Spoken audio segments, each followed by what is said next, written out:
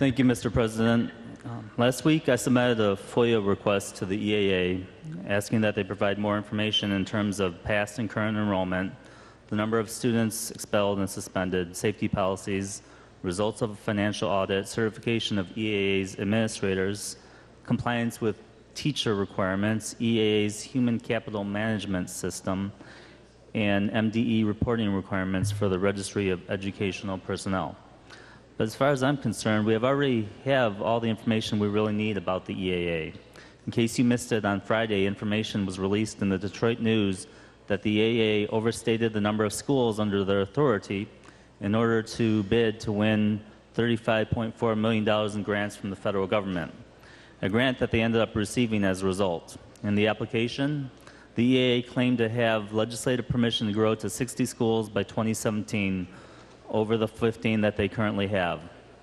It was a statement that was highly regarded as presumptuous at best, but at worst, a flat-out lie. If the EAA were comfortable lying on the application for a $35.4 million grant from the federal government, it begs the question, what else is the EAA willing to embellish? Student achievement scores, perhaps? As it was, responses to a FOIA request submitted by Wayne State Associate Professor Thomas Pagoni questioned the integrity of their achievement claims. Poor planning and/or preparation by the EAA led to severe and widespread problems in the initial fall testing, including the inability of students to log in for or not be dropped from the online tests, the lack of technology, including headsets for audio testing, and students simply being administered the wrong tests altogether. This information makes it impossible to accurately compare these results to the winter ones where the testing ran much more smoothly. In addition, the FOIA request also revealed that while 91% of EAA students took the exam in the fall, only 72% did so in the winter. What I and many others across the state would like to know is what happened to the other 19% of students. Did they discontinue their enrollment? Were they expelled? Or did the EAA cherry pick which students were able to take the exam the second time around to better the results? Or perhaps they just cooked the books altogether. It doesn't seem too far-fetched after the information received Friday.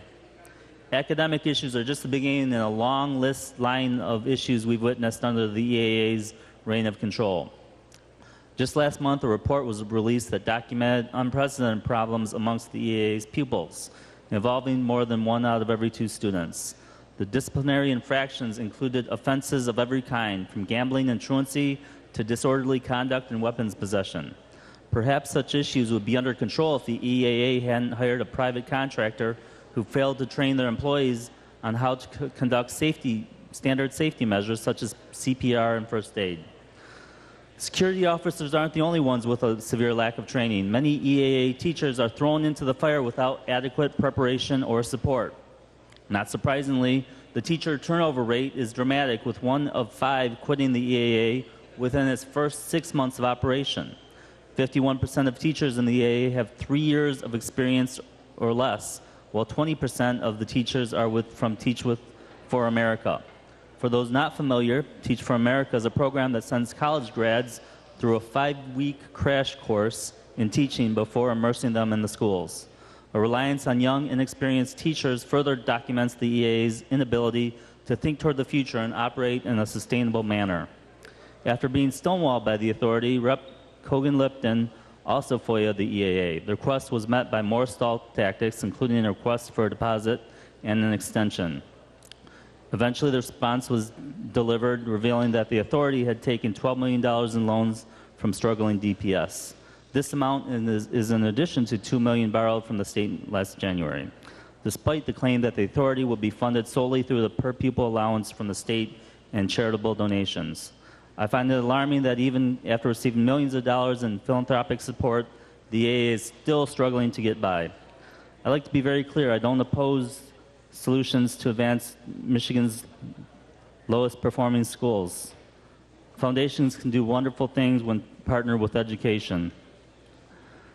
We've been witness to the success of Kalamazoo Promise, as well as the United Way's collaborative approach to improving Metro Detroit high schools through gifts from General Motors. What we are missing is the evidence that that we can continue with these reforms.